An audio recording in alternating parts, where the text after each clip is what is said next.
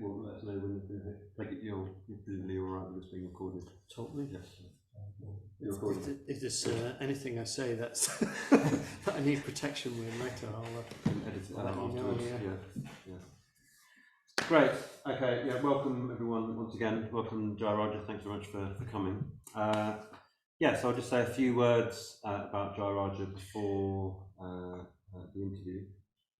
So firstly, just say how delightful it was actually. I sat down the other night to think about what I was going to say about Jayaraja, and just really lovely to bring him to mind and think about his qualities.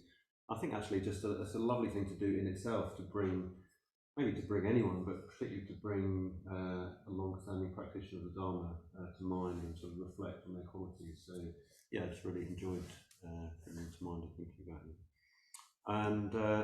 And maybe the first thing to say about you, about how much I know you, is maybe it's more a comment on the order actually, as well as you. So Jayaraja and I know each other, but not well. We're friendly, but we're not friends. I don't think we've ever gone for coffee or lunch. I don't think we've ever worked together. I don't think we've ever lived together, or we haven't. We did cross over in a chapter together for a while, but we've never really sort of got to know each other. But I do, nonetheless, I have I think I've got quite a good sense of Jayaraja, of who he is. And yeah, just when I was thinking about him, thinking about that, just kind of struck me that it's a bit like that. There's people in the order who maybe you don't know that well personally, but you just kind of have a good sense of them just because you're around them in the same order. You maybe see them in Shabda, you see them on order weekends, and yeah, in a sense, being in the order is kind of sharing your life with others in the order. So I was just quite struck by that. Yeah. Nonetheless, I do have some things to say about Jayaraja, and I thought the first thing to say is he's a very physical man. So you see him. I mean, look at him sitting here. I mean, unusually, actually, I was going to say he probably never slouches. I'm a bit surprised he's actually sitting back in his chair, because I was expecting Jayaraja to be sitting here, kind of like this, like a mountain. Jayaraja's a very physical man. He's got very good posture. He is, or at least was, a yogi, a runner, a footballer, a climber, practiced in Brazilian Jiu-Jitsu, mixed martial arts, and I think tennis, probably a whole load of other stuff as well. So probably, like, you name it, Jayaraja's done it. Not only done it, but kind of really thrown himself into it. So yeah, Jayaraja is a very competitive man. I'm thinking that Jayaraja's footballing days are a little bit behind him. I think he extended his footballing career, let's say, for a lot longer than most sensible people would have continued to play football. But I think, count yourself lucky that you were never on the opposite side of Jayaraja in the football team. I was maybe got slightly. I was in goal, and count yourself lucky about that. And also count yourself lucky that he's never challenged you to wrestling match. I did think at one point that maybe we could include an extra sort of part of today, like seeing how long it would take Jayaraja to wrestle us all to the ground. It wouldn't be long. So yeah, Jayaraja's a very physical man, and he's very competitive. But he's not. If he loses, he's also a good gamesman. So in this football match where I was in goal, I saved, I think, what was quite a good shot from Jayaraja with a diving save, and Jayaraja was interested and complimentary about my save. So that is it's just a little example of Jayaraja's good gamesmanship. Alongside his competitiveness. So yeah, you might have guessed. Doing all those things, Jayaraja's got stacks of energy. We're certainly the wrong side of 50. He may be the wrong side of a bigger number as well, but still, he's got stacks of energy for all those physical pursuits, but also maybe more significantly for the Dharma life. Arijit, who I should mention, he really wanted to be here. There was a day clash. He's co-leading the Father's Retreat. He actually set up today and in the blurb, Aryajit wrote, used the word indefatigable in relation to Jayaraja. I came up with the word tenacious, but tenacious doesn't quite even do it. So it's like tenacious to the nth degree. Like, just imagine Jayaraja like chasing a football, like he just wouldn't let it go. But then if he did have to let it go, be kind of humble and in that. So yeah, you probably get a sense of the qualities that I'm talking about. Because of all this energy that he's got, he's done a lot. He hasn't just sat around on his bum and meditated for 40 years. He's really thrown himself into different projects in Triratna.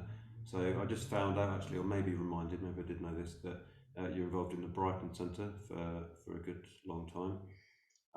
And then you were very key in Karuna. So we've got the Karuna Trust that's still based upstairs. So for many years, very involved in Karuna, raising lots of money for projects in India.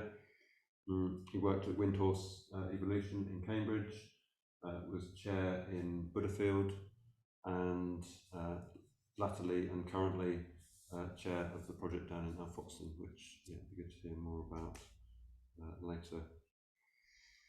So probably picking up that Jayaraja is very much a man's man. He's very masculine, but he's also very much in touch with the feminine as well.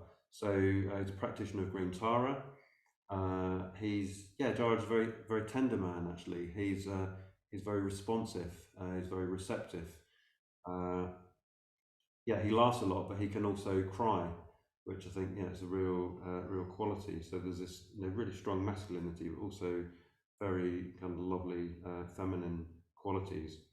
And I was thinking about it. I think probably both of those sides of you really help you to be present. I think you really value being present. You really value being kind of in the moment and meeting people. And you want to really meet people. You want to be kind of honest. You want kind of honest, real communication.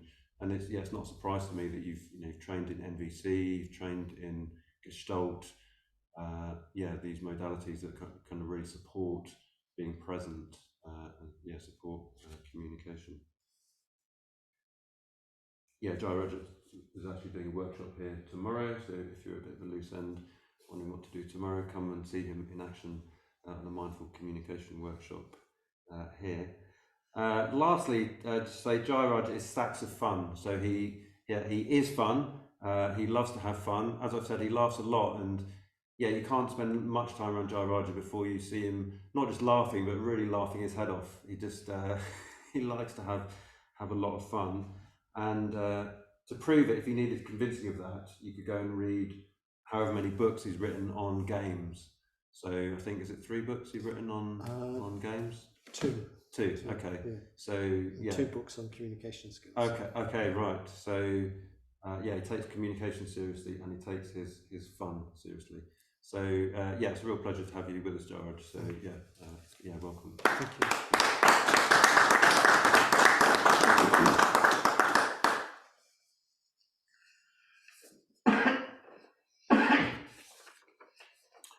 So I thought it'd be good to kick off just asking about your early involvement. Like, how come? I think you came along to the centre in Manchester. Yeah. Is that right? So what can you tell us? What attracted you to the Dharma, to Triratna, and how come you're still here? What made you stick?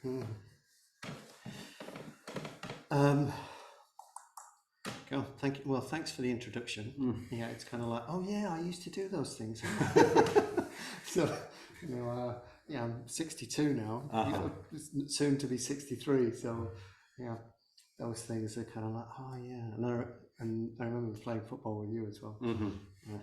Also, one of the things that often when people rejoice in other people's merits, actually what they do is reveal their qualities. So it's kind of, it's the qualities of ourself it's the lens through which we see it. So very much a lot of that is sort of, you like to have fun, very physical.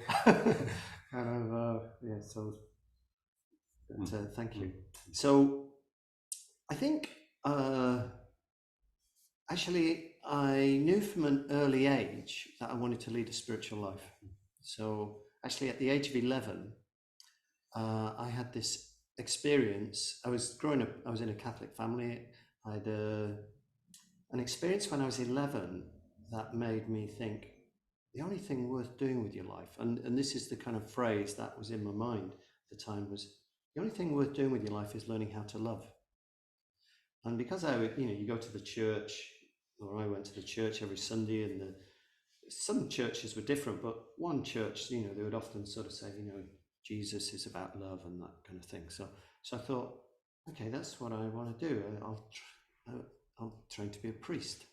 So, which was quite a shock because I was not exactly the kind of kid who people would have thought that about, because I was, basically I was a rascal and, sort of ADHD. Nowadays, I've been diagnosed with ADHD, and you'd have thought, that kid, he's wild, he's kind of complete madman. But so I approached the parish priest, and long story short, interview with the bishop, they thought I had a genuine vocation, and so I went off to train to be a priest when I was 13. During that period, I really loved the seminary, which was very good. I know other people didn't have a positive experience at the seminary, but I really enjoyed it. And what did happen was the stuff I was learning about Christianity didn't make that much sense to me as regards the inner experience of this sense of the only thing worth doing is learning how to love, and I didn't kind of get a sense of that.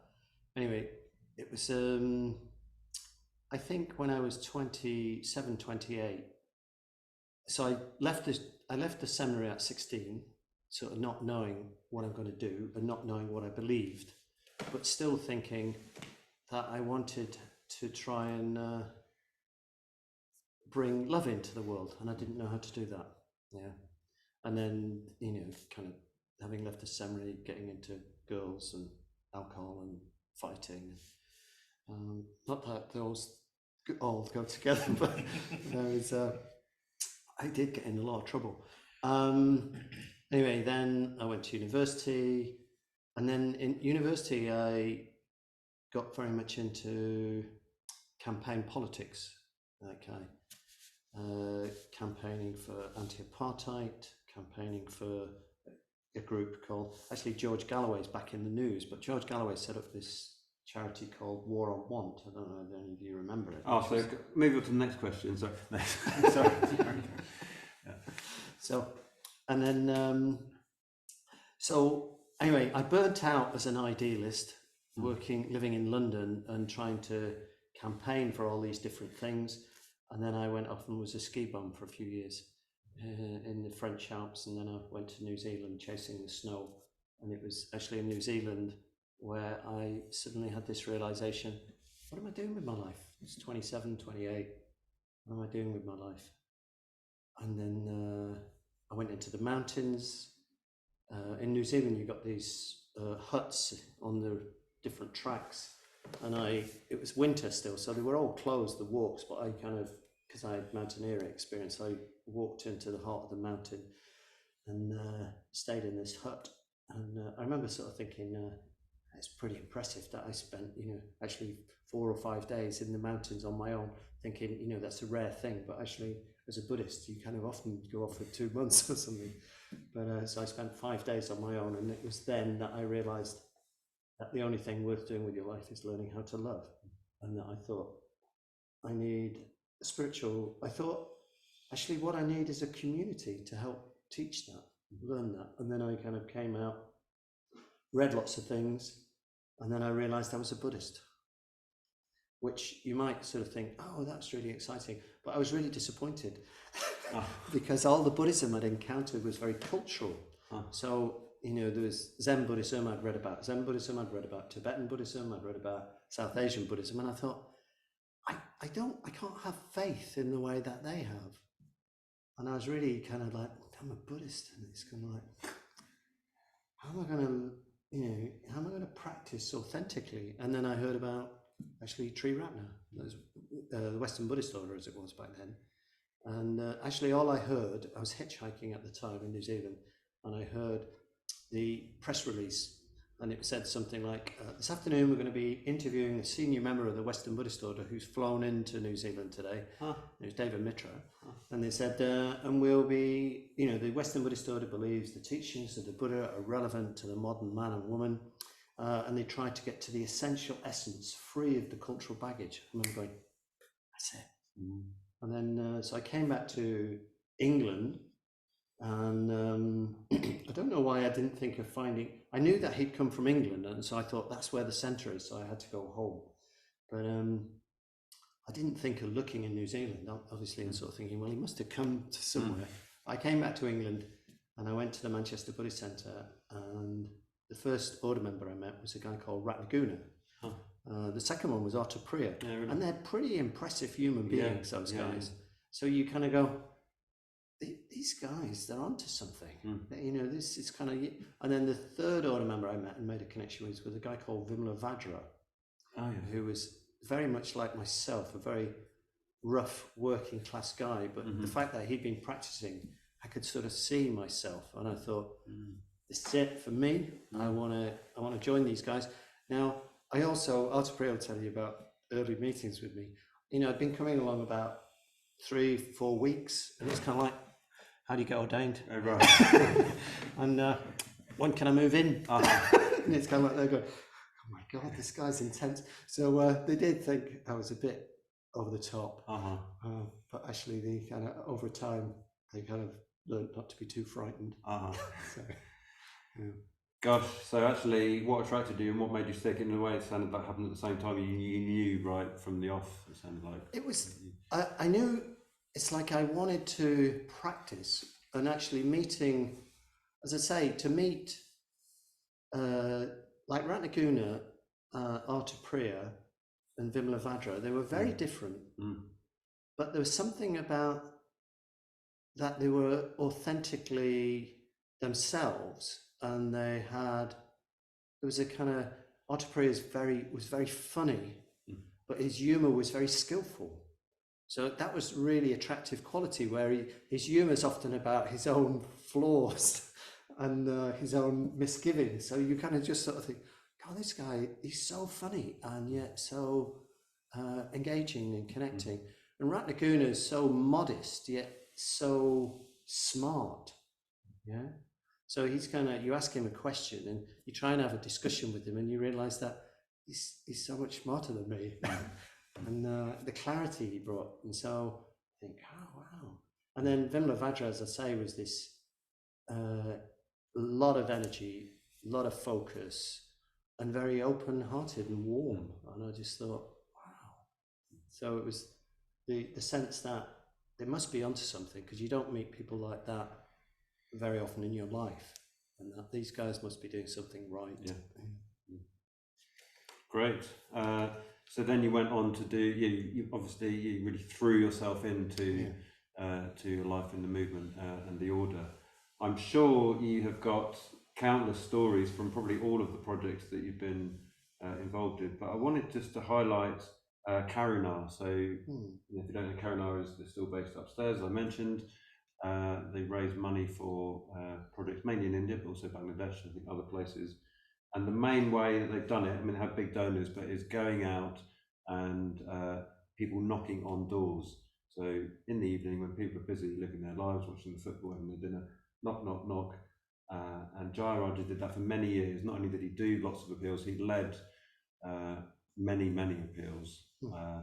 So I just wondered if from all, I bet you've got stacks of stories, but if you can think of any examples of, basically it's a really crucial situation, isn't it? Knocking on the door, and you're trying to be in touch with your values, and you're trying to kind of communicate and meet people. I mean, I didn't mention this in the introduction, but you sort of, I think you like living on the edge and, you know, climbing and knocking on doors. There's a connection there, I think.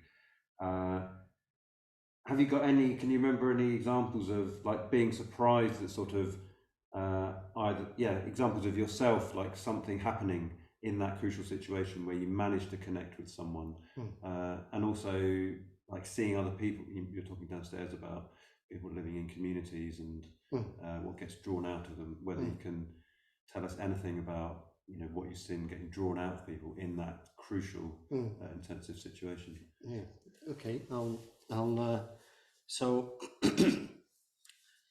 but because I had an involvement with campaign politics and third world issues, at the time there was Karanar was struggling, so their promise or their pledges to projects in India had been going down, had been increasing, but the amount of income was going down. So Karanar was in a difficult situation, and they used to come around and try and get people to come and do appeals. And one of the guys I was in a Mitra study group with, which is a Dharma study group, was the trainer Jayaraja. He wasn't Jayaraja then, but he was kind of, when are you going to do an appeal, Jayaraja? When are you going to do an appeal?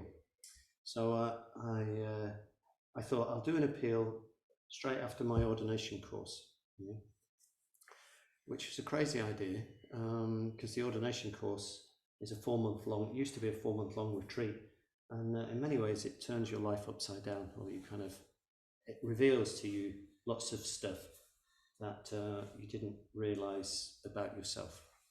And so I'm trying to integrate that, and then I go on a Karanar appeal, and it was, I think back then it was 8 weeks long, and I couldn't believe how frightening it was, and I couldn't understand why it was frightening. What's so dangerous about knocking on someone's door and asking them for money? As you say, I used to do quite a lot of extreme sport, free solo, rock climbing, backcountry, skiing, mountaineering, and yet I remember one time knocking on a door, and it was a girl. She must have been about 14 or 15, young Muslim girl, and I'm absolutely terrified, and I couldn't understand why I was so frightened. And so that was really curious for me. So why is this so terrifying? Why is it so terrifying? I think I got a handle on it, and I think that's probably why I became a trainer and valued the training. That first appeal, I remember thinking, in the last week, I actually did very well, so that helped. But even having done very well, it would have been, I can't imagine how difficult it was for the other guys. It was during the depression in the early 90s, so actually fundraising was quite difficult. But I remember in my last week thinking, I've done my bit now, thank God I never have to do that again. Yeah. And then a few years later, I was in the Brighton Sangha, and I remember sort of thinking, the men's situation here is a bit lacking. We could do one of those Karanar appeals, and I'd forgotten how hard it was, but I remembered how bonding it was. So I thought, we'll organise one of those. Anyway, so we organised one to happen, and I did again. I remember sort of thinking, oh my God, I forgot this is really hard. But I was very interested. I was a bit more integrated then 3 years on, and trying to figure out, why is this so frightening? Yeah. And I don't know how you got, whether you sort of think, yeah, I'd find it frightening, or whether you sort of think, would I find it frightening? I don't know. But what I realized was the way our brains are wired up is that to be open and undefended, we only do that in very special circumstances with a small group of people. But for fundraising to work, you have to be doing that on the door. So you have to meet complete strangers, and you have to allow them to see who you are, allow the vulnerability to be present. And we're not wired for that, so it is absolutely terrifying. But it's learning to become comfortable with that fear, in many ways, was what I realized fundraising was about. Yeah. For blokes, anyway. I think it's slightly different for women. Yeah. But and one of my favorite stories was I knocked on this door, and a woman came to the door, and this was it was quite a posh, it was in Putney, it was a very posh house, and this woman came to the door, and she's kind of sort of saying, oh, you shouldn't be really going there and changing their culture. You shouldn't be going to India. You shouldn't be going, you should, they, and the Hindu caste system, you know, that's a good thing, that's their culture. And I'm saying, no. And I'm kind of saying, I'm just thinking, you know, you've got a middle class woman who's, you know, well to do, but she's dressed as a bit of a hippie, and she's sort of saying that the caste system's a good thing. And I'm sort of thinking, actual discrimination of seeing that some people, I don't know how much you know about the caste system, but the idea that some people are considered polluting just by their presence. And I'm sort of like, no. And so I'm arguing with her on the door, and then her husband comes, and he's really straight-laced, you know, suit, tie, and obviously the dynamic between them is not that great. And so he kind of goes, what is it? And she said, oh, it's nothing, you won't be interested. And he says, no, what is it? Because he can see that she's not comfortable. And I say, it's a charity, we're working in India, help. He said, I'll sign up. And then they start having a row on the door. And then she sort of says, you don't know anything about it. And he says, no, it sounds like a good thing. And he says, yeah, but you don't know anything about it. He says, no, well, okay, give me the booklet, I'll read the booklet. And so I go, okay, I'll leave the booklet with him and I'll come back. So a few days, what you did at Karanaj, you knocked the door, and you try and assess, you sort of say, I'm from a charity working in India, we're looking for people who might be interested in supporting long term. You know, have you been to India? Would you be interested in having a look at our work and seeing whether it's something that touches you, whether you feel inspired and might consider supporting? And if they sort of say, no, not my thing, you sort of say, fine. And if they sort of say, oh yeah, I'll have a look at your booklet, and then you say, I'll come back in a couple of days. Anyway, so I go back a couple of days later, and I'm sort of thinking, oh, I hope I get the bloke. Really hope I get the bloke. Yeah. So, but I get the woman. But I'm also, one of the things that the woman had said, because she was into Hinduism through yoga, and she sort of, one of the things, the final thing she said was, I will talk with my guru about that. Yeah. Oh. Yeah. So I'm sort of thinking, I hope I get the bloke, I hope I get the bloke. So I go back, and she answers, and she says, oh, I did discuss it with my guru, and he sort of said, you know, that you know, this Buddhism is not wanted in India, sort of thing. And I'm sort of thinking, I could have just kind of gone, but I think, no, I'm going to actually challenge her views on this, really. And I said, is your husband? No, he's not interested. He's not going to read it. And I said, oh, will he be back? Said, no, he's not interested. So I think, okay, I will kind of have a chat with her about her views. Wow, you stayed there. Yeah. Okay. So I'm sort of challenging her views. I'm saying, so your guru says that is, so how does that, can you imagine if you were born into a family who was at the bottom of the caste system? So we're kind of, and obviously because I've been doing this for several weeks now, I'm much more skilled and practiced than she is. So I'm winning the argument and she's on the back foot. But she's staying with it, to her credit. And because it's going on for about 10, 15 minutes, her husband comes back. He walks up the path, he goes, I read the book, brilliant, I'm signing up. So, come in. So he invites me in the house, absolute huge house. And her and I are still arguing, and he's filling in the form. And then I left the house. Wow, fantastic. Gosh, unless a fundraiser would have taken the no, and this would have been 5 doors down the street a long time ago. So, wow, no, fantastic. So yeah, I wanted to ask about, we'll hear from you about Outfoxing, I'm sure, but all these projects that you've been involved in, but it's all been in the context of the movement and the order, you know, you as an order member contributing to them. I think sometimes, you know, when you've been in the order for a long time, you know, the question of like, what does the order mean to you? It can be a bit difficult because it's like, well, it's the water that we swim in. But can you say anything about like what the order means to you, what it means to you to be in the order, what it's enabled you to make of your life to be in the order? I'm just going to take my jumper off before I answer that. I'm getting a bit hot here.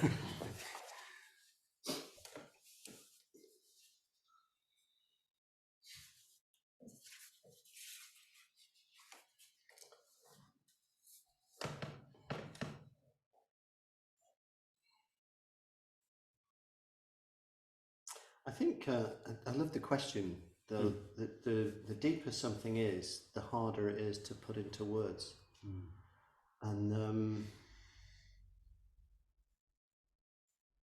So I think, you know, like I was saying, I had this idea that as a child, that the only thing worth doing with your life is learning how to love. So in Mahayana Buddhism, there's this idea of the Bodhisattva ideal, which you'd be familiar with. The Bodhisattva ideal is the idea that we try and awaken for the benefit of all beings. Yeah. So, and I think the order is that's a central myth within our order as well, to awaken for the benefit of all beings. And also within the order, there's a big emphasis on friendship. And I just feel that the depth of friendship that I've been able to experience has really helped me grow and change from a very, you know, from early involvement, being around mature people who are further on than myself, and learning to love. Yeah, not, and I think there's quite a, you know, often love and sex are combined, but I think in the spiritual life, you kind of realize that they're not. Love is a separate thing, the capacity to really allow a depth of intimacy, closeness, warmth, and delight in another human being, and it's got nothing to do with sex at all. And our culture has got the romantic myth at the heart of it, and that's why I think they're mixed up. But I think love and friendship is really strong, and I think that's why, though our paths have crossed from time to time, the fact that, you know, like when I see you, I think of Alta City, you know, and I know that Alta City's a really, and Alta Priya as well. I know that in your heart, there's a lot of love for them. And I've lived with those guys, and they're important to me, but not as in, they're more important, they're more in your life than mine. But I kind of feel that sense of kinship and connection and warmth. And I think as human beings, we need that sense of connection and positive, a sense of that people know us and know us deeply, and even though we're flawed, all of us, that they still care about us and still see the best in us. And I think the order really has, you know, the way the order has been set up, that there is that sense of a woven connection of friendship, love, depth, intimacy is kind of woven through that. And as I say, we're all flawed beings, and so we don't always live up to that, or we don't even sometimes we're falling very short of that. But the sense of seeing that, and that sense of belonging and aspiration to help people live more in their hearts, I think is fantastic. And you know, the order is an amazing thing. And I remember one time I was traveling to a retreat center in the Spanish mountains, I don't know, Eco Dharma, whether you've heard of it. And I'd never been there before, but I caught the train overnight to Barcelona, and then you get the bus from Barcelona. It's about 3 to 4 hours. And I'm waiting, the train got in at 7 in the morning, and I think the bus doesn't leave till 2 in the afternoon. So I'm kind of hanging around Barcelona bus station, not much to do, and a bit frightened, and you know, the way when you're in a new environment and you don't speak the language, and you sort of just, and then I see this person, and I sort of, she looks familiar, and she kind of looks, and we kind of look at each other, and then it's kind of, are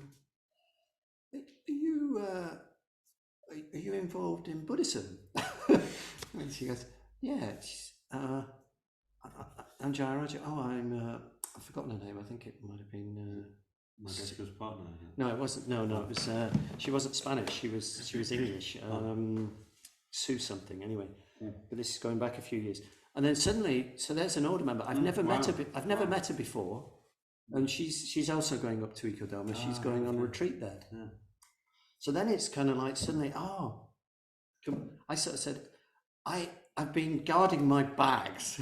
Can you look after them, and I'll just go shopping and then I'll do the same for you. So then it's just that sense of ease. And then there's also, so we got a 4-hour bus journey, and also she looked after my bags, I looked after her bags. And on the bus journey, we kind of sat together and we would have chats, and then we would sit in silence, like with an old friend. And I remember just thinking, this is amazing. The fact that I'd never met her, I'd seen her before on order events, but I'd never met her or spoken with her. But then there's just this bond of trust. Yeah. She ran off with my bag. No, I'm lying about that. Yeah. But there was that sense of It's something that you just know that you share, that is shared. Shared values. Yeah. Wanted to come back to you as a person, as a practitioner, as a man. So I didn't include this in my introduction, but it's good to name this, that your name, Jayaraja, means victorious king. And you very much are a king. You respond to the king archetype, that's there very strongly in you. But you're also a warrior, and I think you're also a lover. Have you at any times in your life kind of specifically worked on those archetypes? They are a thing, aren't they? The 4 male archetypes. Have they been a thing in your life? And also, are you a magician as well? I'm a trickster. But I don't know if you're familiar with that. So yes, I have, with the archetypes. Back in the 90s, it was the big thing. They were around, weren't they? Yeah, Robert Bly. Yeah. Iron John. I don't know if you've read Iron John, and it's an absolutely brilliant book about modern masculinity. It's quite some years since I read it, but that kind of gave rise to the whole men's movement. Yeah. And I used to, back in the early 90s, I used to run weekends based around the archetypes. Oh, did you? Yeah. Oh, right, okay. And in fact, I probably led one in Cambridge. Maybe, you guys will have come on, because you were at Windhorse, and you'd have been, 20-something? Yeah. But where we played, we danced, we drummed, we did wrestling, drumming around the fire. I'm and things pretty like sure that. I would have remembered. I think I must have been away on the vans, but yeah. It might have been. So I think I used to, I've not studied them formally, but I've read about them, and I think there is the idea, and I think it's a useful model to sort of think, the idea of the warrior, and then there's the shadow aspect of it, and then the magician, there's the shadow aspect, is the trickster. And I used to talk about, I still think it's useful to think in terms of when you become aware of the magician quality within yourself, or cultivate it, and then cultivate the lover, and you cultivate the warrior, then actually that's when the king archetype manifests. The king And the king holds those, kind of brings them together. It's not that you need to work on the king. I think if you work on the other 3, then naturally the combination of, one way of looking at it is the king gives leadership, and there's many different aspects to leadership, but in any situation, even though you may not be the designated leader, if you touch into what is alive and true and vulnerable within yourself, so the lover aspect, and then there's also the magician aspect of knowing, how do I access that depth within myself, and then the warrior, the courage to express from that vulnerability. So you bring the truth into the situation. Whenever you do that, you bring leadership into any group. And it's kind of having that capacity. And I love seeing that, actually. Recently, so at Al Foxton, we have, there's 20 odd of us there at the moment, and we have daily meetings. And I like sitting back now and watching who steps into the leadership, who steps into that space. And it's so it's really lovely when I see that. And the other night we had a core community meeting, and there's a young guy, and I was a little bit late for the meeting, so I arrived late, and people teased me as I sat down. And then because I was still gathering myself, one of the guys sort of said, one of the guys had just been for a job interview, and he'd been trying to get a job for ages, and he'd got a job that day. And so the community arrived, we sit down, and I was just gathering myself, and I was thinking, probably start by sort of saying, congratulations to Michael. But as I was gathering myself, one of the other guys, young guy, sort of said, I think we should start by celebrating that Michael got a job today. And I just...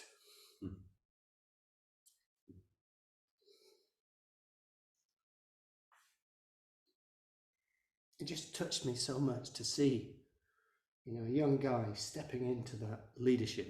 And by that, it was kind of like he was speaking for himself, but he was expressing something that's important for the whole group, even though the whole group might not know it. And it's kind of like that leadership is provided when you pitch it at the right level. If it had kind of oversold it, people would have kind of gone, it's a bit over the top. Or if it had undersold it, they wouldn't have been with him. But he pitched it at just the right level. So as everyone kind of goes, yeah, congratulations, Michael. So, and I saw him do that 3 times in the evening. It's just so wonderful. Yeah. So I can see that king quality coming forward in him, and that's beautiful. Yeah. And so, it's almost like those qualities are sort of natural parts of ourselves that can, if we listen, we can hear them, and if we've got the chance and the awareness that we can express them, and when we do, it makes a difference in the world. Totally. That's, you've got it. Thank you. Wonderful. Wanted to stay. Well, we've talked a bit about the order and a bit about you, and just from my introduction and what I've said about you as a person, as a man, as a practitioner, you have, I guess like everyone, but you have your particular shape, your interests, and I'm just wondering if at different times in your journey in the order, whether there's been a tension between the individual and the group, and kind of going beyond. Sometimes it's easy to see a bunch of people, whoever they are, as a group, isn't it? And the order is very much not a group. Whether at times you've had to go beyond an apparent tension between what you want to do and what the group wants to do, and actually,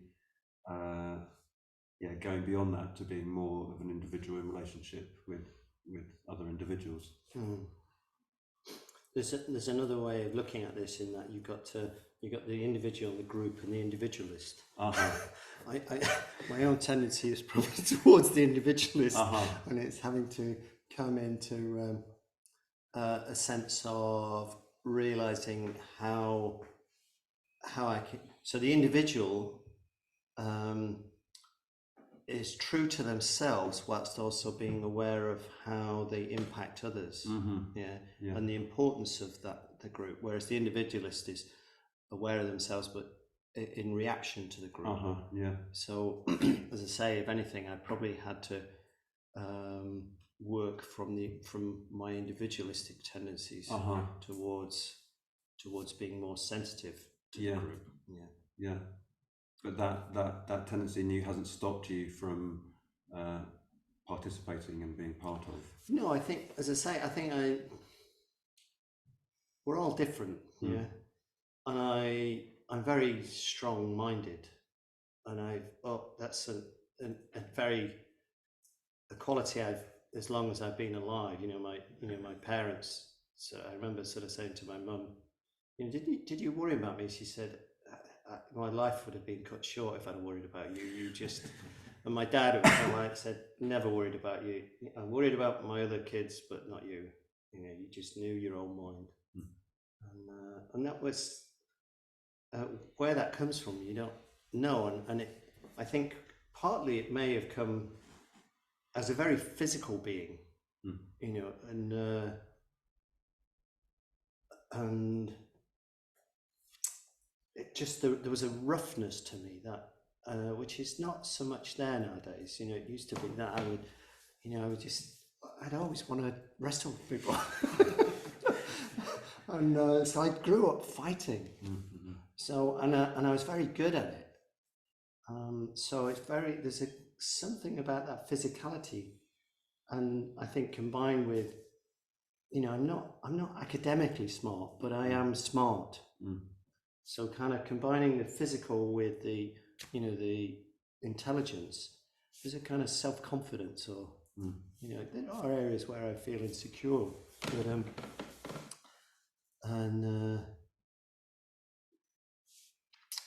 but I've always found that if I'm in a group, it's kind of like my gut tells me I can't trust this, and like when I was at the seminary at the age of 15 or 16, sort of thinking this isn't true.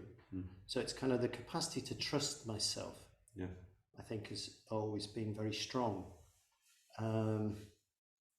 But so I think, as I say, I've had to learn a bit more sensitivity in bringing myself in. Like when I was training as a Gestalt therapist, I know in the first year the tutor really struggled with it because I kind of like, you just stated something as if it's true. That's your opinion. And she, she'd been training for 40 years, and she's kind of like, she's terrified. She did retire at the end of the year. And she said to me, I've decided I'm retiring. And she turned to me and she went, I imagine you're very happy about that. Because I was sort of, the privilege, she sort of, she says things as if that's true. It's just an opinion. Whereas my other peers, they would be kind of like, oh, you can't say that. But anyway, as I say, I've had to learn, I think, the other way. But I think the order sometimes does act like a group, and it requires courage for people to shake it when it does that. And obviously you can do that in more or less skillful ways. And I think not doing it in reaction to it, but to see that actually what is it serving at the moment, and so sometimes the order acts as a group when it's trying to protect the structures that facilitate the spread of the Dharma. So the focus is more on the structures that protect it rather than on the spirit that is needed. So you need both. You need both that sense of the structures matter, but it has to have the spirit within it. And so it depends where your focus is. And if my emphasis is on the spirit, it's sometimes likely to get lost. Or if it's on the structure, you're likely, that can also block people. I hope this is making sense to you. Yeah. We talked about the order, obviously, and your activities that you've done in the context of the order and the movement. You've led a very active life. You are leading a very active life, but you're also a meditator. You reminded me just now you did a 1-year order retreat at the Gukiloka, our men's retreat centre in the valleys in southern Spain. And you've also done a good number of ordination retreats there as well. So there's a famous is Chinese Buddhist, isn't it, Ha Quinn, who talked about the life of activity and the life of calm. So you've lived the life of activity very fully, but you also live the life of calm. Can you say anything about how they relate to each other? How you're living a very active life, basically doing a lot, feeds into your meditation, so your ability to live a life of calm, and the other way around. Well, I can certainly talk, but whether I'll give you any clarity, I don't know. But I think I meditate every day. I've missed once in the last 31 years. Wow. Yeah, Wow. kind of. It was a Thursday, and I kind of forgot. It was a busy day, but so I meditate every day, and I do a practice, the Green Tara practice, and I think that the myth of Green Tara is central, and I think you can look at this from a neuroscientific point of view, or you can look at it from a Buddhist faith point of view. But if you imagine every day I'm trying to listen into my heart and feel into my heart whilst doing this mantra and having the mantra blessing me, what it does is create a neural association with calm and heart connection. By doing that, it's kind of like those. So if I'm feeling stressed, I can just start doing the mantra in my head, and it will naturally take me down into my heart and sort of feel, the sense of connection or calm. And particularly remember this when I was the chair of Butterfield. So being the chair of Butterfield is, has anybody here been to the Butterfield? So it's kind of like being the chair of Butterfield. I remember sort of when I was invited to be the chair of Butterfield, and I remember sort of thinking, oh God. I knew I had to say yes, because saying no would have made my life a bit smaller and a bit more comfortable. But saying yes, I could see that it would have a positive impact and hopefully a growthful impact on myself and others. And when I first started at Butterfield, I remember sort of thinking it was like inheriting a pirate ship that was about to crash onto the rocks. But after being there for quite a while, I realized that it wasn't one pirate ship. It was a flotilla of pirate ships, with many of the other pirate ships firing on the main ship. And what's more, Butterfield was on the verge of bankruptcy as well. So it was kind of, if you imagine, to carry the metaphor forward, you've got a pirate ship and all the other pirate ships firing on it, and you've got no supplies, and you're about to crash onto the rocks. Anyway, so during my time at Butterfield, which I feel very proud of, but it wasn't easy. But towards the end, there was a lot of conflict. And I remember I was leading a retreat, I was holding the end of season team retreat, and we were having very fractious trustee meetings. So I was leading the retreat and in these meetings whenever in the time. And then, and as I say, they were very fractious, and I was coming in for a lot of feedback, a lot of conflict and aversion. And I was it was in October, we were on Dartmoor, and I was camping. And at 2 a.m, I'm completely wide awake, having gone to bed at 12. And I'm just thinking, oh my God. And I just thought, do the Tara mantra. So I do the Tara mantra. And then I kind of calm my system, because my mind was going to, that wasn't true. That he's lying. Surely he knows he's lying. And he's kind of, and then I'd kind of do the Tara mantra aside. And then another person, and I think, gosh, how could she say that? That's, it's out of context. Do the Tara mantra. So between 2 a.m. and 6 a.m, I was doing, whenever my mind would go to blame, which it was regularly going there, quite easily to go there, I would kind of catch it and I'd do the Tara mantra. And around about 6:30, I fell asleep. And then, and the morning meditation was at 8 o'clock, and so my alarm went off, and I woke up, and 20 to 8, alarm goes off, and I think I better get up. And I kind of opened the tent, and I kind of go, wow, what a beautiful day. And I think, the word fuck is one of my favorite words, but I unzip the tent, and I think, oh man, what a day. And I think, what the fuck are you in such a good mood for? That's what I kind of said to myself, and I was sort of thinking, and then I was kind of just reflecting, why was I in such a good mood? And then I kind of realized, oh, I've been practicing for 4 hours through the night. I hadn't sort of allowed my mind to come polluted with, they abused me, they lied to me, they beat me, or whatever. I'd just been resisting that. So I do feel that I am blessed and held, and I need to put my bit in. So, and coming on to Al Foxton, it's a big project. It's a huge project. We basically got a derelict building, and it's going to cost about £3 billion to do it up. And I was living in a tent for the first 3 winters. And when you read Shabda this month, you'll sort of see that in my third winter, February 2022. It's my second winter of being in a tent. It's at night, it's freezing, and I'm sort of thinking, I hope this project falls apart soon so I can leave. But I kind of acknowledge that. But now I really feel that I am totally committed to the project. And when it does get stressful, which it does, you know, the money's tight, you might be running out of money, there might be conflict in the team, and I feel the inadequacies of my skills and qualities to hold the space.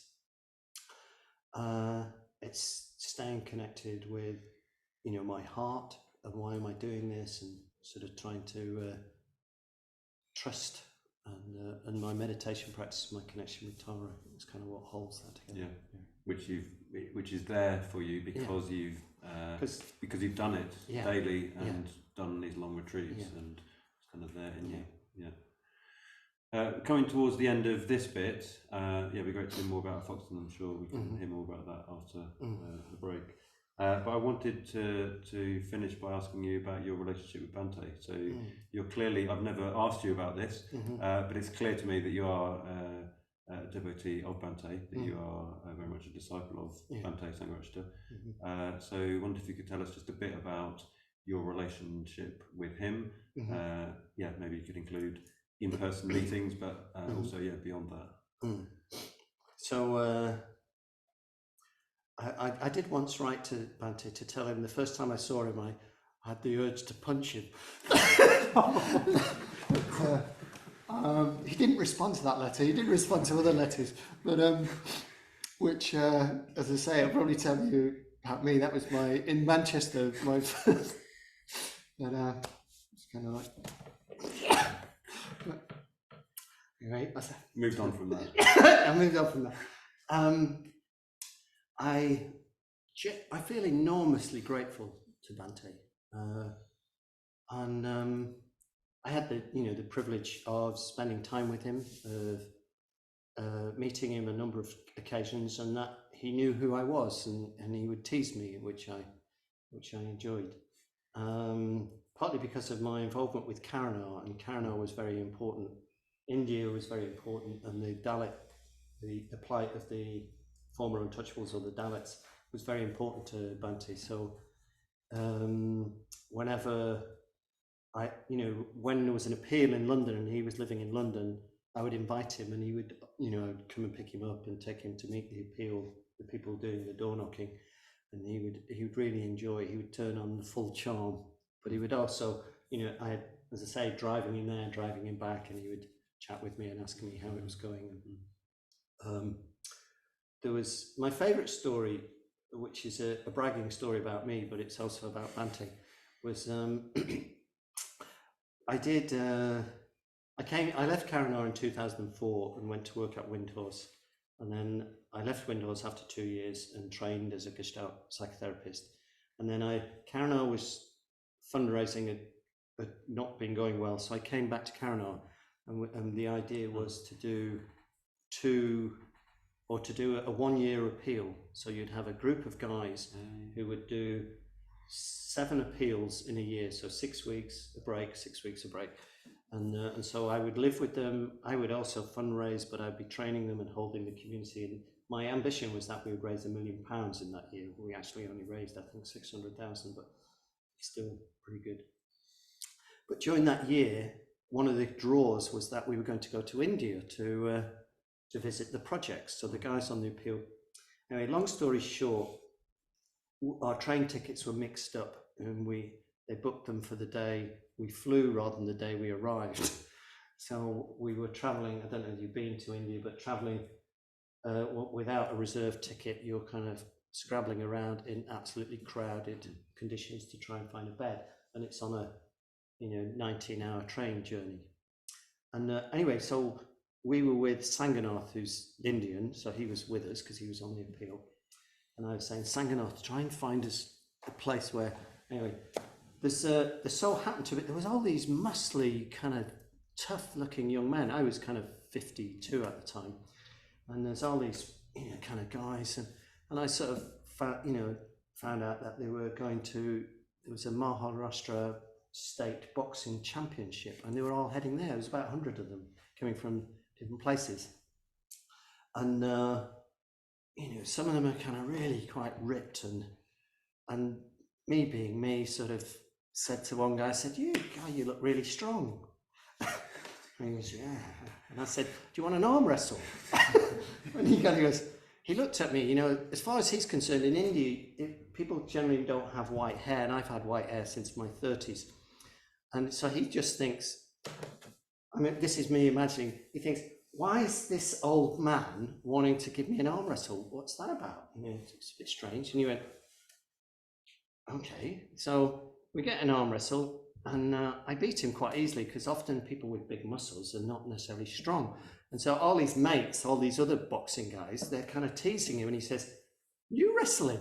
So I end up arm wrestling about 7 guys, one after the other. And then the boxing coach, who's wandering along the carriages checking these guys are all right, he comes along and they kind of chat in Marathi or Hindi or whatever, and then he kind of goes, you come wrestle me. So I go up, and the boxing coach is as weak as a puppy. It's kind of like, he goes, it's technique. I come back with Maharashtra boxing champion. He teach you a lesson.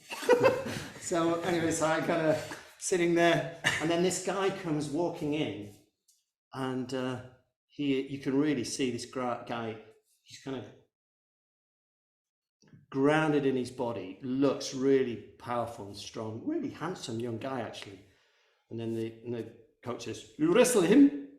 And I'm sort of thinking, I've wrestled 8 guys, my arm is really tired and sore. And I say, he can't fight me. He hasn't earned the right, but he has to fight him. And I picked the guy who had given me the toughest match, and he was built like you. The guy who gave me the toughest match, he was kind of probably about 6'3", and wiry, but he was really strong. He'd given me the toughest match. So these guys are probably about a similar age. So I'm sort of thinking, if he beats him, it's going to be. But the guy there, this guy gives him a really good fight, and then I sort of think, oh, I think I might win. So by this time, the whole carriage is kind of gathered round. They're on the 3 berths, and they're all, people shout, India, India! And you can see it's on YouTube if you don't believe me. So anyway, I wrote about this train journey in Shabda. Yeah, Shabda's the order journal, and I remember when I was writing it in, sort of thinking, why am I writing about arm wrestling on a train? This is really embarrassing. What will people think about it? But Bhante told Mahamati, because Bhante had lost his sight and Mahamati used to read Shabda to him. Mahamati said to me, oh, Bhante loved your Shabda report. And so the next time I saw Bhante, we kind of come in, and he said, Bhante was having dinner with, my team of guys in 1 year. And as I come in, and Bhante's, pretty much blind, and I say, Bhante, shall I introduce you to the team? And he said, well, of course, Jayaraja, arm wrestling champion, you should start with yourself. So then we sit down to dinner, and he's saying, I know, Jayaraja, that you're quite a physical man, but you're actually not powerfully built. So how is it that you could be so good at this? Is it technique, and what is the technique? So he's really interested in the arm wrestling. And Bodhi Ketu sort of saying, Bodhi Ketu said, Bhante, it's will, strength of will. And I only know one person who would be able to beat him in playing Bhante.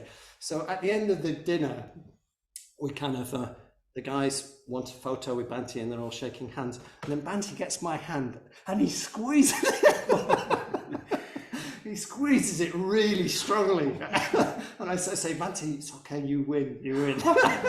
Anyway, so that was one of my favourite times with Bhante. So, yes. He playfulness. He met you where you were. Yeah. Fantastic. So I feel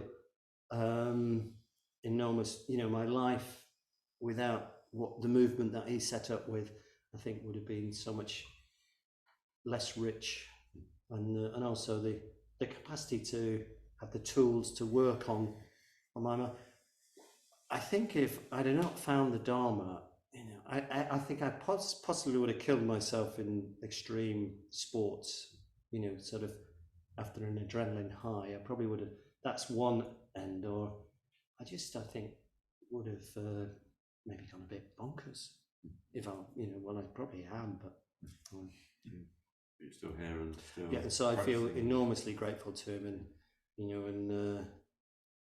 and realise that he was a fallible man. And I don't know whether you've read Noga Bodhi's book on him, but I thought that was a really good book.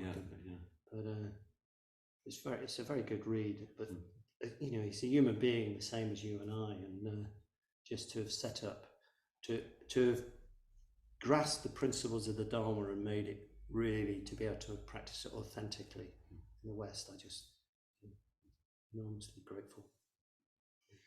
Well, speaking of gratitude, thank you very much for coming. We'll have a cup of tea and there'll be a chance to ask you questions afterwards. But for now, thank you very much, Jayaraja.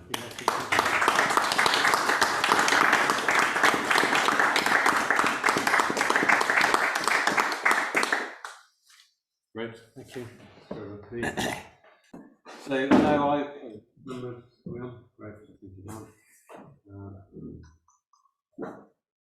I know I've still got things to ask Jayaraja, but it'd be great to hear if there are any questions for Jayaraja coming out of what we heard before the break.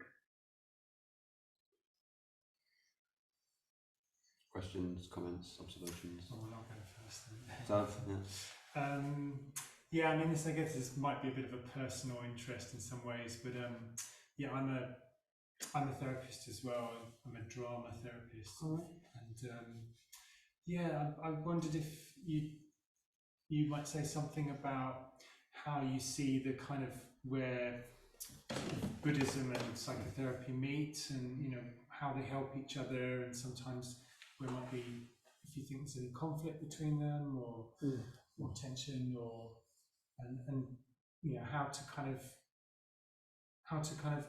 how they can help each other, because that's something I'm interested in, bringing more mindfulness into my kind of work with people as well. What's your name? I'm Zav. Zav.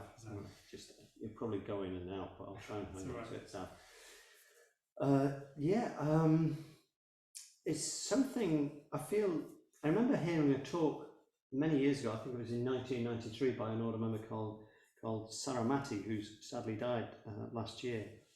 And he was an academic scholar, Buddhist scholar, and he was talking about how he thought what needed to happen was like the Renaissance. The Renaissance was the meeting of West and East in whatever 16th century, or was it 17th? I can't remember. I'm not that good on my history, but the bringing of those two things together, and it led to the flowering of the Renaissance and the Enlightenment. So maybe it was the 18th century. So, and he was saying that needs to happen now with Buddhism and neuroscience and psychotherapy and psychology. And I remember being really struck by that and thinking, and the insights that come with modern neuroscience and psychotherapy and ways of integrating those, I think we do need to try and integrate those. Sometimes I remember I was studying a 17th century Tibetan text, and it was obviously given by a Tibetan master, and when I think about it in the 17th century, I think this would have been revolutionary, these ideas of working with the mind. But from the modern perspective, they're not as sophisticated as some of the ways that we've got of working with trauma and the mind. So it is also that I find that fascinating as well. I don't think you've come across NIBCAM, the National Institute for Behavioral and Psychology in Medicine, which is an American thing, in case you didn't guess. And they do all these free online courses, and then the free when they're live, and then they sell them afterwards. So that's how they make their money. But they have the top people, and it's amazing how many of the people are Buddhist. I'm imagining you've heard of Rick Hanson. Rick Hanson has written a number of books. Like he wrote an excellent book called Resilience. He also has written books called The Buddha's Brain. Yes, I've read that. One's amazing. Yeah. So, and he's kind of like one of the leading authorities on, psychology, psychotherapy, and he's a Buddhist. And then you got John Wellwood, another guy similar to that. Then you got Dan Siegel, who doesn't see himself as a Buddhist, but gets invited to all these Buddhist conferences because what he's saying just fits so well with the Dharma. So I do, myself, as saying to somebody, then I'm back in London in 3 weeks' time to do a course on trauma. So I've done a lot of study and reading around trauma, and the insights that we're having around trauma, there's no contradiction between them and Buddhism. So far, I've not come across any contradictions.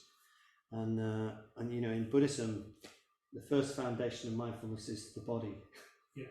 And I love the phrase where the Buddha says, "Feel the body in the body." Yeah. And the whole thing about neuroscience or trauma pattern is being able to be with it in the body, come into the present moment, and how to create that the process of integration. But there's also how, for us to heal from some of the patterns, we need the positive group. And so there you've got Sangha, the need to kind of connection. Anyway, I've gone on a bit, which is, you probably know, it's a bit of a tendency, but hopefully that's given some help. Yeah, thank you. Next good question. Great, thanks. Zav. Great. What else do we have? Thank you. Just to follow on in much the same as I imagine, I wonder if you could offer us any insight into what you'll be doing tomorrow here. There's a workshop tomorrow. So yes, I offer this. I love teaching about communication skills. So I offer something called mindful communication, which is very much based in NVC, nonviolent communication, but it's also Jayaraja's take on NVC. So it's influenced by trauma theory, Gestalt psychotherapy, and Buddhism. So I'm working with a friend of mine who works for the NHS. She's the lead mediator, coach, trainer in 14,000 people NHS Trust, and so she will want to structure it a bit, and I will sort of want to see. Let's see what happens. So we've kind of been. We were talking this morning about it a little bit. So she said she will prepare it this afternoon, and then she'll have a plan, and then it will just unfold how it unfolds. We don't know, but hopefully, my hope is that at the end of the day, people will have more of a sense of taking responsibility for themselves and their communication, and realize that what I feel is my responsibility. No one can make me feel anything. That's my responsibility. And that's the basis, I think, of the Dharma as well, of kind of like, it's my mind, yeah? Not what other people do to you. The Buddha's pretty strong on that. Yeah? So for me, I love teaching communication skills, but I see it in many ways as stealth Buddhism. Okay. So I can get into areas, and I've worked in the NHS, I've gone into the NHS, and I've taught in all different situations, and basically I'm teaching them the Dharma, and they get infected. Right. It's such an important area, isn't it? Whether you're interested in Buddhism, see yourself as a Buddhist or not, what you say just makes such a difference, like to yourself, and crucially to the person you're speaking to the world. Yeah. I'm just thinking as you were talking that, the Buddha really emphasised it, didn't he? So out of the 10 precepts that we take as order members, there's 3 categories: body, speech, and mind, and whole 4 of them are on speech. 4 of them are on speech, yeah. And then there's also, the way the Buddha uses to break down the human being, body, speech, and mind. So speech is very important. Yeah, I think Bhante talks about it's the you've got the privacy, as it were, of your own mind and what you get up to with your own mind, and then your external actions, which obviously impact the world, and then the speech is kind of, it's between the two, isn't it? It is, you have a thought, and sometimes it's left your mouth. They're so close, but it's come out, and it's done something in the world. So it's crucial crucial area. There's also the sense in which often, we can take for granted, we can sort of think of ourselves as, oh yeah, this is how I drive, this is how I communicate, but actually you can get better, you can become more skilled at communication. I recently got a message through a third party, which I found really moving, was, so the third party was saying, so her friend, who I've done a lot of training, who's done a lot of training with me, her friend said to Margot, so Margot said, oh, Sally said, if there's any money left when her parents die, so her parents have both got dementia and she's looking after her with her sister, and there's obviously a lot of trouble. And she said, if there's any money left when my parents die, I'm going to make a huge donation to Jayaraja because I wouldn't be able to survive without killing my sister at this stage. Something like that, so it's, so which was really lovely to hear through a third party. And they're not Buddhist, but they do kind of get that sense. Yeah.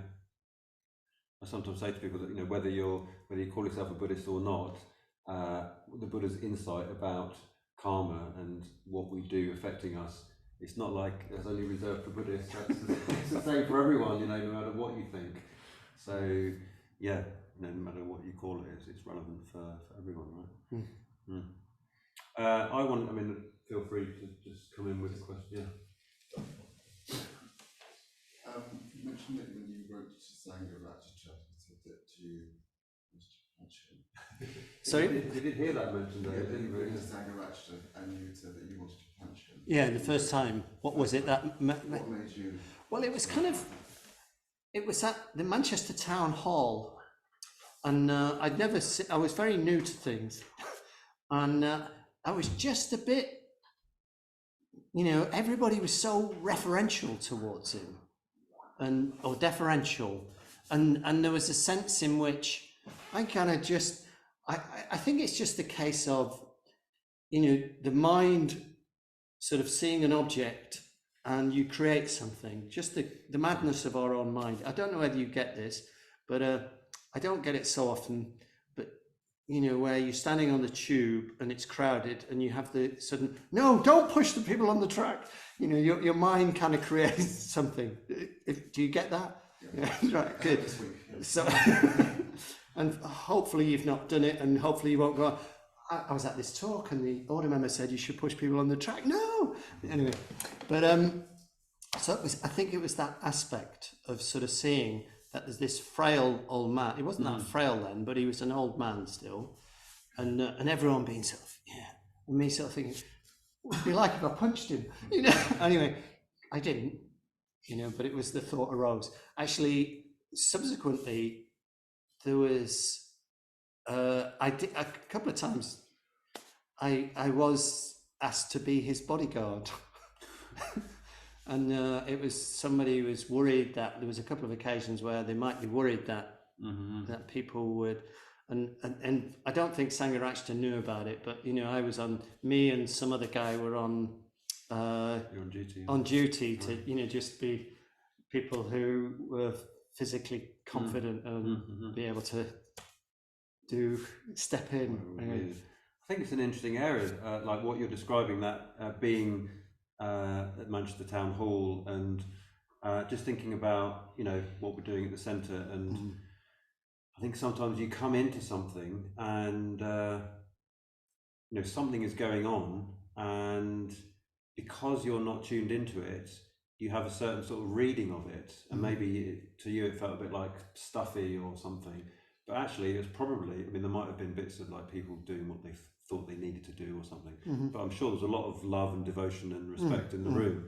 But I think that's relevant for all of us, like participating in Sangha, that, we come along and sometimes we're just we're a bit out of touch with ourselves, and we're not sort of tuned into what's actually going on. And I think that's a good thing, that we put ourselves in context where there's something going on that is a bit beyond us. And very well that the Buddha is here with us. That we engage in context like that, and in a way that we should expect that. We should expect.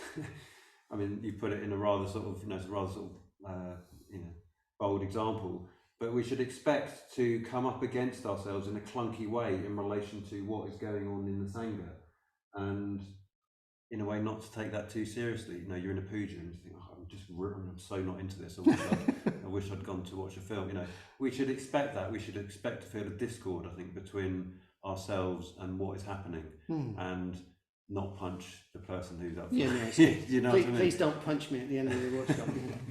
So, I didn't get your name. Jason. Sorry? Jason. Jason. Thanks for the question. Yeah, great. Does it, is it, you feel satisfied with the answer? Has that made sense? Yeah. Yeah, hi. I wanted to ask, in the introduction we heard about how love from an early age struck you as a paramount thing, an important thing. It made me think about, I heard Jack Cornfield speaking. I don't know if it's his idea, he was quoting something. He said about Buddhism is about perfecting your love. And he wanted to explain that because if you really love, then you're really giving up yourself, because you're willing to go to that person rather than do things for yourself. And I just, from that prerequisite of love for you, if you like, from being a teenager, how is that woven through your time as a Buddhist, through your understanding of the Dharma and your interaction with the Sangha, etc.? Thank you. So, and is it Tim? Tim. I think I definitely feel that I am more able to feel love, and I think what I was talking about this quite a lot recently. I was talking about so I was doing an intro to completely new people, and they were sort of saying, "So are you enlightened?" It's kind of like, no, but I think the window of tolerance, I don't know if you've come across this idea, the window of tolerance of different emotions, both the high emotions, that, you know, the pleasurable and the painful. I think the more you practice, the more they increase your capacity to be with them. So I think through practicing, my capacity to be with despair and loneliness or sadness has increased. So if I'm with somebody who's experiencing that, it doesn't freak me out or frighten me or make me want to fix them. And this probably fits in. And so I can really, I think I can be comfortable with them, what they share with me, levels of despair or despondency or loneliness. And it's kind of like, I can just allow that to be. And I think because I've sat and met that within myself and met it within myself kindly, so it's increased that capacity.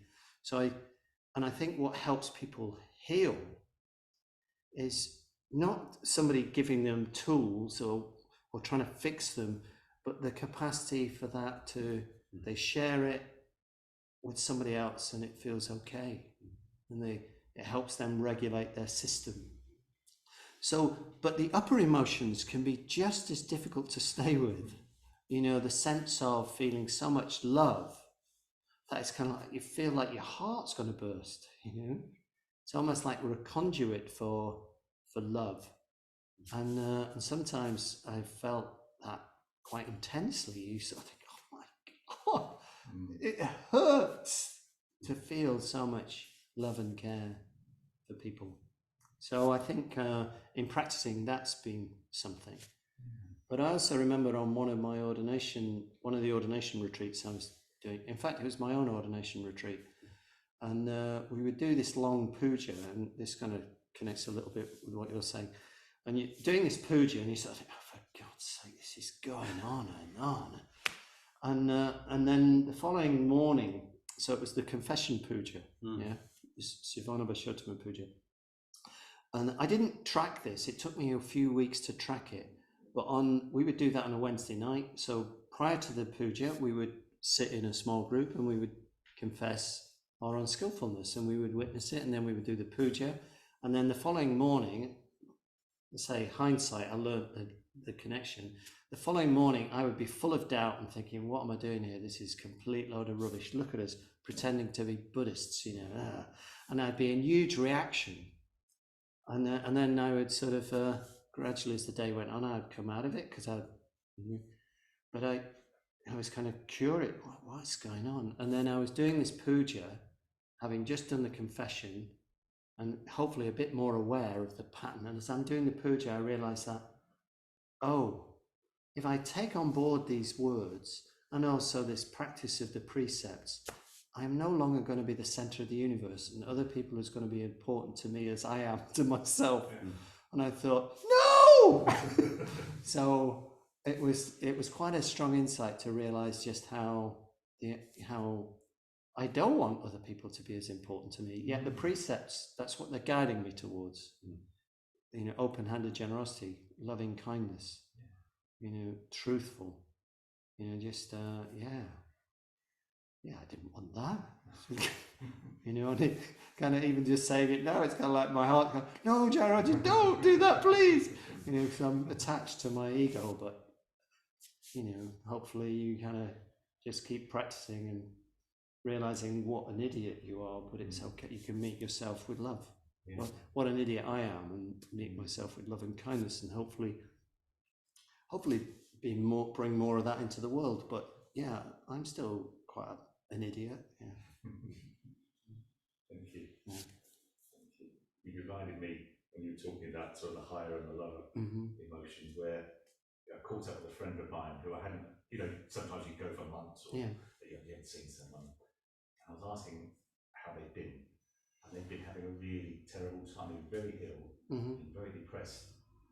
And I was upset because I didn't want them to have that. And I kind of was, and I was like, why didn't you tell me? I would have come over, why didn't you tell me?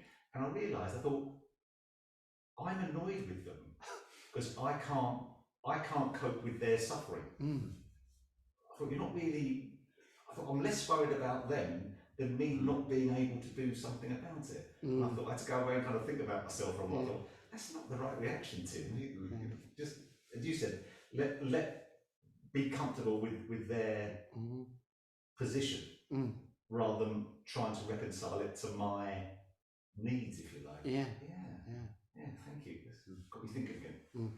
Thank you. Well, I'm really glad you brought in friendship actually, Tim, because I was going to bring it in anyway. Like, you know, any conversation like you've just been having about love and trying to transcend, you know, what is such a strong sort of sense of me and wanting to hold on to that, and you know, the things that you were talking about, we do puja, we practice ethics, we reflect, but I guess in friendship we've got a very tangible way. It feels a bit clunky to talk about it in that way, but of kind of doing that, of our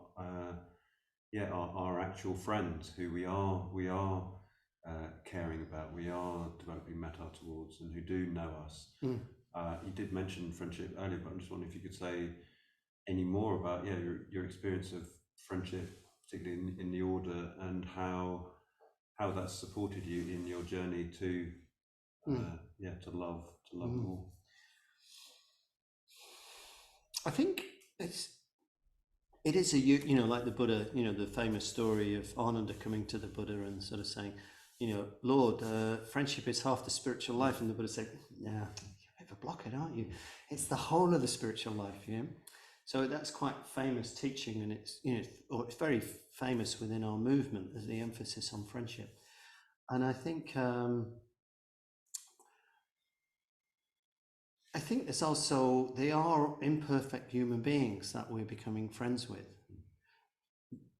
and you will find that you come up against your expectations of them, you know, being a certain way. So I think it's helpful to avoid the idea of a friend being an object, because that can happen as well. And I want you to be a certain way, towards actually cultivating, I am going to be a friend. So practicing friendship. And also knowing that sometimes, I really like the model Aristotle gives of friendship, you know, the idea of, you know, Aristotle talks about 3 levels of friendship, you know, the lowest level being utility, you know, how is this person useful to me? The next level being pleasure. Do I do we kind of do things that I enjoy together, and the highest level being ideals. And I think he does sort of say, or my understanding of it is that it's not that they can't blend into each other, but the highest ideal, the highest level of friendship is ideals. And I think sharing ideals of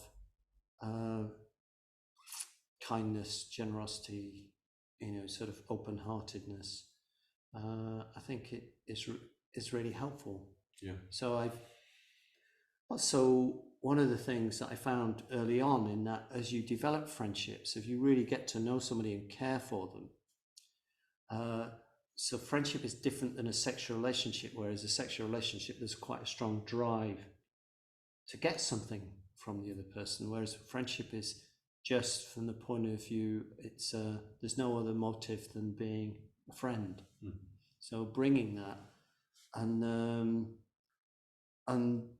developing a depth and an intimacy helps you see helps you see yourself. It's like a mirror. I remember with my friend in Drebody, who I shared a room with for 7 years when I first moved into community. Actually, he's the building project manager for our Foxton. So, and just that sense of, oh God, he's like that. And then seeing that he's like that, God, I'm not like that. So you see the depth of his conditioning and the depth of my conditioning, but also you relate to I like what David White says about friendship in his book Consolations, the meaning of everyday words. And there's the section on friendship is really lovely, and he said friendship is about, we see the failings and shadow side of our friend, but that's not what we relate to. We relate to the leading edge, the best of them.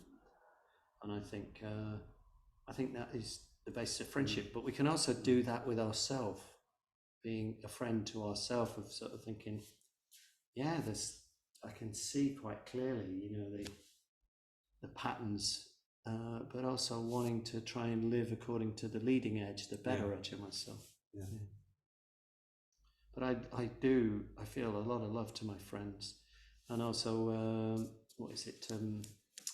Samuel Johnson, one should keep one's friendships in good repair.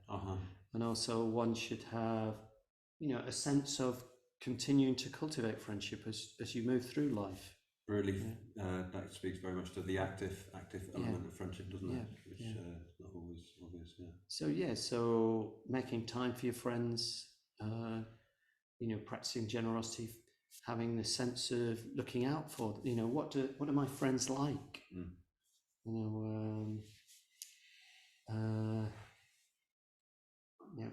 I could talk about friendship for ages now.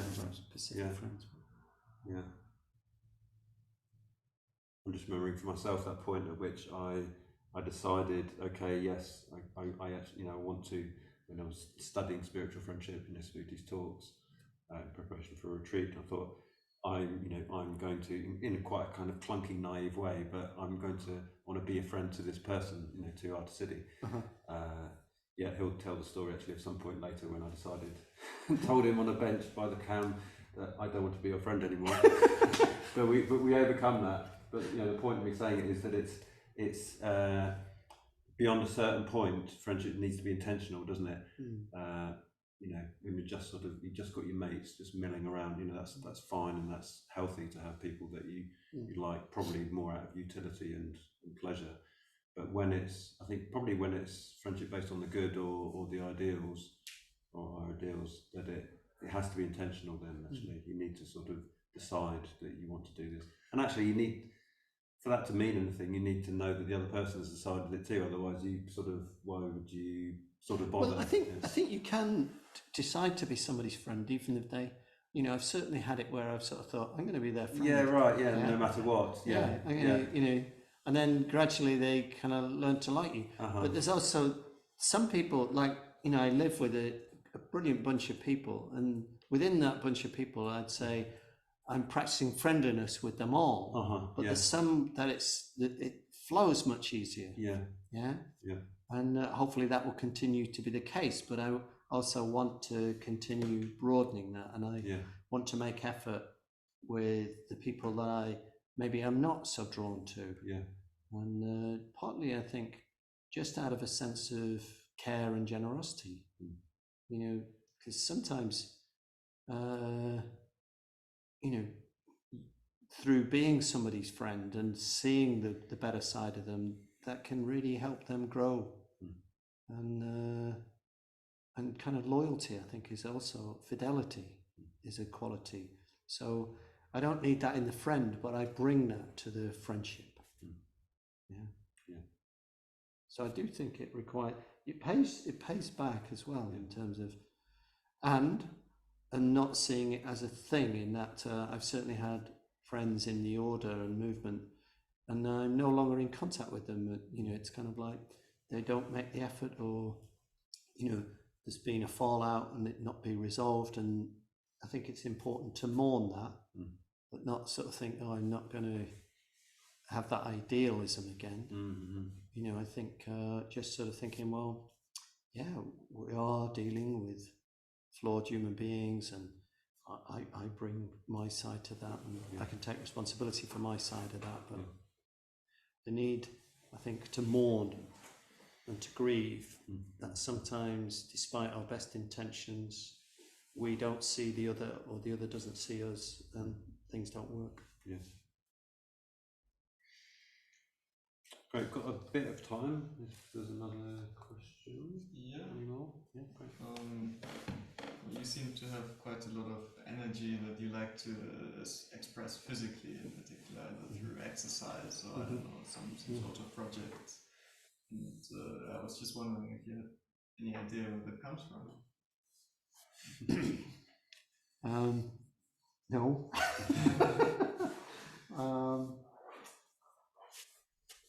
I think it's you know, from a Buddhist perspective, you know, like you don't know what's happened to you in the previous life and who you are, and you just, I'm one of, you know, I've got 4 siblings, and they would definitely sort of say, yeah, you know, he was the kind of wildest.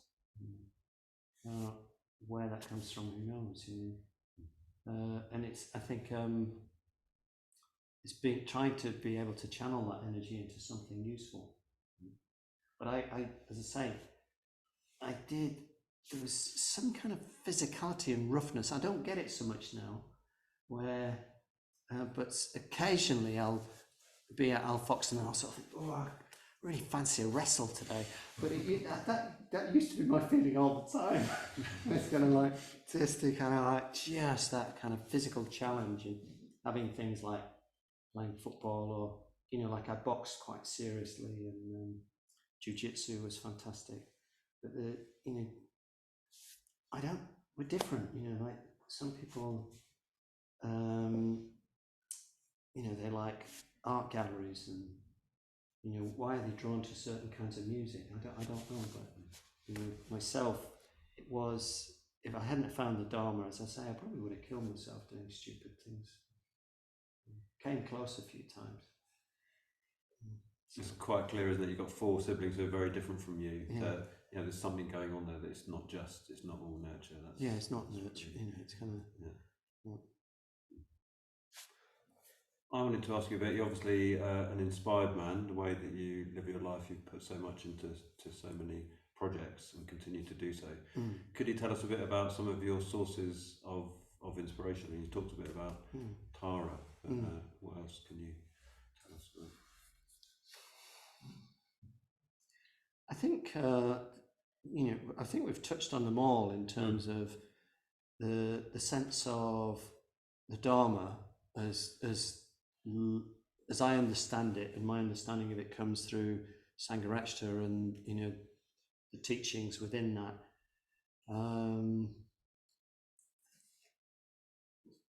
Just feeling enormously grateful for that, you know, to have not wasted my life doing stupid things like jumping off cliffs and you know, sort of wild water canoeing, and, you know, all manner of different stupidities. Not, they were great and they were fun, but just having that sense of purpose. So the Dharma, I very much find nature and I always have found nature, being out in the wild and living at Alfoxden, I find really amazing. So beauty, natural beauty, really nourishes and inspires me. And I often interview people regularly who want to come and volunteer at Alfoxden. And the other day I asked somebody a question which was, tell me something that would surprise me about you. So something that might surprise you about me is actually, I really like poetry. So poetry is an inspiration. I also love reading autobiographies, and that's a real inspiration. And even like I will, you say that that I cry quite readily. This might be really embarrassing, but I can cry watching football. Not because my team lose, but which they're doing plenty of. But the beauty of it sometimes, when it's kind of like there's this team effort, and rugby as well. Sometimes I watch some kind of rugby thing, and I just kind of like, oh, wow, the beauty. Yeah. So beauty. I think mastery of music, or physical mastery, as in sport, that really can inspire me. Friendship. Yeah. And it's clear that you've taken, those things are not dormant in your life. You're living them out. I'm just remembering again that night that you told us about when you're in your tent. Yeah. Kind of these things coming to mind from these terrible meetings and people saying things to you, and time again you turning your mind to Tara. It's not like we discover our values and then that's it, we're sorted. We need to keep turning to them again and again each moment, isn't it? Yeah. And including in the midst of difficulty. And when we do that, and you'll do something stupid, and you'll fall into places of shame, and it's learning to find your way out of places of shame. And sometimes one of my favorite quotes is by a guy called Albert Schweitzer, which I like saying the word Schweitzer. So he sort of said, we all of us owe a debt of gratitude to those who have rekindled the flame within us when it has gone out. I just love that phrase. We all of us owe a debt of gratitude to those who have rekindled the flame within us when it's gone out. And so shame is that flame has gone out, and being able to, shame is, it's not that there's something wrong with us, but actually it's we're very much a social mammal, and we were dependent upon others. And so practicing the Dharma has helped me see the areas of shame in my life, of where I want to reject part of myself and be able to reclaim that. So sure, yes, sometimes I'll have said things unkindly, and I'm sort of going to a place of shame, of denying it, or sort of thinking, Jayaraja, you're an order member, or Jayaraja, you're a communications expert, and you just said something so crass, it's kind of like, just being able to kind of open my heart to myself, I think is a practice. Yeah. I think it's so refreshing and important, isn't it? It's like Buddhism, we find Buddhism and wow, the idealism, and it's something to really aspire to. And I think if we're not really careful, then we can just engage in a bit of a sort of split off way, from the sort of the good, aware, kind bit of ourselves, and the all the rest of it just kind of gets shut off. And of course, that's only going to get us so very far, which isn't very far at all, actually. Yeah. So to really take on Dharma life, we need to go into those places that you're talking about, and rekindle the flame when required. And there is that, sorry, David. So there is that element of the more integrated we are, the more energy we've got. Yeah. So it's so that sense of being able to take on board that, oh yeah, come on, I am like that. So you talked about me being competitive, and I can either sort of think that, oh, that's a bad thing, it doesn't fit with being a Buddhist. Or I can look deeply into it and sort of find out, well, what is skillful within competitiveness and what is unskillful. And I think that was really, for me, that was a really good insight to explore that deeply. So there is a negative competition and there is positive competition. So negative competition, and it's not, I thank you for the story, because that's an element, you know, with me sort of saying, oh, that was a good save, you know, that's positive competition, is that I don't want him to be rubbish and I beat him and he's rubbish. I want him to be brilliant and I still want to beat him. So, negative competition is I will win at any cost. Whereas positive competition is I want to enjoy moving towards excellence together. So I require you to be at your best to bring out the best in me. So that's how I see positive competition. And I don't want to have any less of that. You know, I want to have lots of that. And part of that is being able to rejoice and celebrate in that. You were the better man, you beat me today, you know, fantastic. And I'm going to get you. You know, so, and that having a warmth to it, whereas a negative competition is you lose, you sort of think you're less than, rather than actually what I'm striving for is excellence or beauty or mastery. And I think that's really, particularly for blokes, I think cultivating mastery and excellence is really important, I think, to integrate ourselves.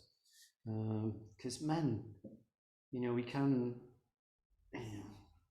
particularly in our culture, it can feel like having testosterone flowing through your veins is a bad thing. You know, and it's kind of like, actually, no, it depends what it's going towards, and it can really go towards brilliance. And if you think about, you know, some of the great achievements of humankind, and it's come about through, you know, this striving for mastery and excellence. So I think competition can be a really positive thing. Great. Well, I think that's a good point to leave it on. Yeah, we've got to use what we've got, haven't we? We've got to use what we've got in our experience, in our conditioning, to can we find our leading edge?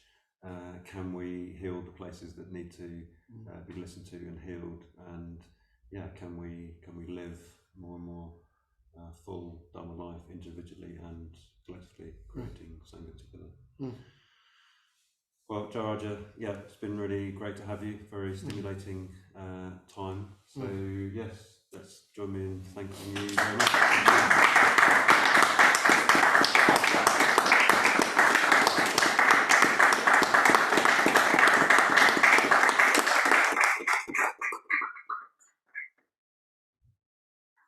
As a small token of our appreciation. Thank you. It's been, I hope I've not gone on too much. I hope you found it engaging. Thanks, Jason. That's funny. Good job I came in the car. Yeah. Beautiful. Thank you for for your time. You know, I just get to indulge myself and just blab on, but hopefully I'm hoping it will have been a contribution. Yeah, very nice to meet you. And I hope our paths cross again. Oh, and I should make more of a thing of Al Foxton, and we're trying to get this retreat together. Is it the 5th? I can't remember the dates yet. Yeah, early July. We've got a working retreat organised for North London Buddhist Centre coming to Al Foxton. Yeah, Joe Origin is going, so there's already he is going, so you're very welcome. But you need a tent, huh? A tent, yeah. Yeah. You can. We might be able to lend you a tent, or there might be a mass tent, or there might be a dormitory. But if you've got a tent, it's great. I was going to say on the Buddhist Centre online, you can watch. There's a movie, or you can go onto YouTube, Al Foxton Diaries, and you'll see the place if you want to see that. Yeah. Sorry, just one question. If you wanted to volunteer longer term, how would you go about that? So just be in touch with me, and I would want to know what your skills are, and how long you're thinking of coming for, and usually we say to people initially, come for 2 weeks, and we see how it goes, and then we'll extend it, and then we'll extend it. And that's how we've ended up with 18 core community members now. So we started with 5 of us. Yeah. What's your name? Michael. Michael. Nice to meet you. Anyway, thank you. As I said, thanks. I feel like I've been really indulged and kind of just blabbing on about my life and my Lots self. of good stuff in there. So yeah, thank you very much.